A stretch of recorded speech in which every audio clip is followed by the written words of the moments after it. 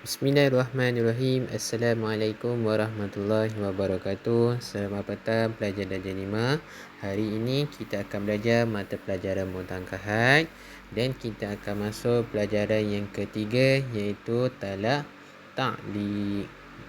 Talak ta'liq. Okey, maksud talak ta'liq. Tarif dia iaitu maksudnya adalah talak, iaitu talak yang disertai dengan syarat. Maksudnya talak tu disertai dengan satu perkara dengan syarat. Contohnya apa? Jika kau pergi ke rumah si fulan, maka jatuhlah talak. Maksudnya cakap situ. Kalau kau jalan ke rumah ke si fulan, maka jatuhlah talak kau. Macam tu maksud dia. Okey. Okey, talak ta'liq boleh berlaku apabila menyandarkan talak dengan sesuatu perkara. Seperti apa? Pertama sekali, dari segi tempoh masa, tempat, keadaan tertentu dan perbuatan. Okey, dari segi tempoh masa, contohnya apa?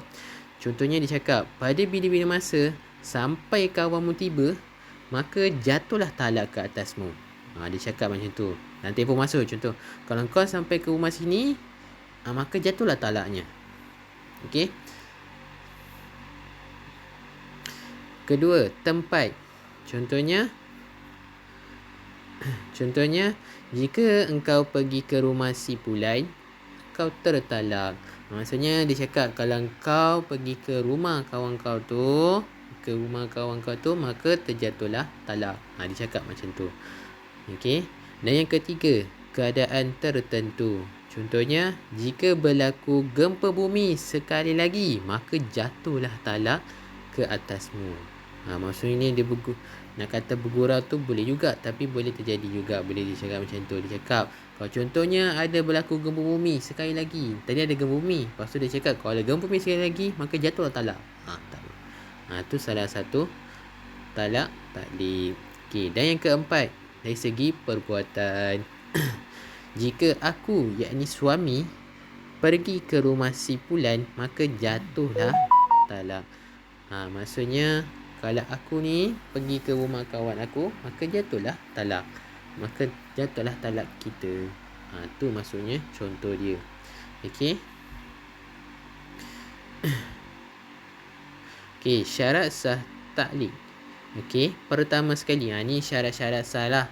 Maksudnya bila berlaku macam tu, syarat dia kenapa? Pertama sekali apa? Kalau contohnya kalau kita buat tu, kita tercakap macam tu, syarat-syarat sah dia apa? Apa yang boleh menyebabkan sahnya lafaz ta'liq tu? Okey, pertama sekali, isteri yang masih dalam ikatan perkahwinan ataupun iddah rij'ah. Okey, iaitu isteri masih berkahwin lagi lah. Isteri masih ada lagi. Okey. Kedua, isteri yang berada dalam kekuasaan suami. Maksudnya suami jaga isteri lah. Okey. Dan yang ketiga, suami yang mutlak, iaitu baligh, berakal dan ada kemahuan sendiri. Maksudnya suami tu tak gila lah. Dia cakap macam tu. Dia cakap tu bukan dalam keadaan yang gila. Kalau dia gila, tak jadilah talak ta'liqnya. Tapi kalau dia dalam keadaan normal, dalam keadaan sihat, dalam keadaan berakal, baligh semua, maka terjatuhlah talak. Tapi kalau dia gila, taklah. Okey. Dan yang keempat, perkara yang ditalakkan hendaklah pada perkara yang boleh ada. Maksudnya perkara tu yang boleh akan berlaku kejap lagi. Contohnya kalau kau pergi ke rumah ni, maka jatuhlah talak. Maksudnya dia pergi rumah tu ada tak? Ada. Maka kalau dia pergi rumah situ, maka terjadilah talak itu. Okey. Okey, perkataan ta'liq. Okey, perkataan ini biasanya akan disebutlah. Contohnya, siapa, sesiapa. Siapa yang pergi rumah sini akan jadilah perkara ini. Okey, pada mana-mana, tiap-tiap kali, jika kau pergi ke sini, maka jatuhlah talak. Contohnya apa lagi? Apabila mendung, maka jadilah macam tu. Manakala. Okey. Okey, hikmah talak. Apa kesan talak ini? Okey, pertama sekali, perlindungan kepada isteri agar suami tidak menzalimi isterinya. Maksudnya dia cakap tu talak talik ni dia cakap macam dalam keadaan yang sopan lah, tak adalah sampai kong hajar sangat, macam tu lah.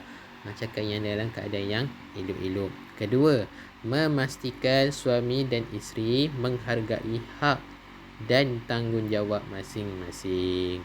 Okey, dan yang ketiga, memastikan kerukunan hidup rumah tangga dapat dipelihara. Okey, jadi Ustaz harap awak sentiasa ingat perkara-perkara ni. Kalau contohnya kalau awak dah kahwin, kena jaga bahasa, kena jaga perkataan bila kita bersama dengan isteri. Okey, jadi sebagai kerja rumah, okey, ni ada latihan yang Ustaz akan bagikan. Ni kat akhir sekali ni Ustaz tunjukkan. Ni kena salin ataupun kena cari buku, cari dekat kitab, rujuk. Salin balik dekat buku tulis, lepas tu rujuk dekat kitab. Contohnya soalan pertama, apakah erti talak ta'liq? Ustaz ada terangkan tadi. Okey, kedua, tuliskan contoh lafaz ta'liq yang disandarkan dengan tempat. Okey. Yang ketiga, berikan 2 perkataan ta'liq dan contoh lafaznya. Okey. Itu saja Ustaz punya penerangan. Okey. Sekian daripada Ustaz. Assalamualaikum warahmatullahi wabarakatuh.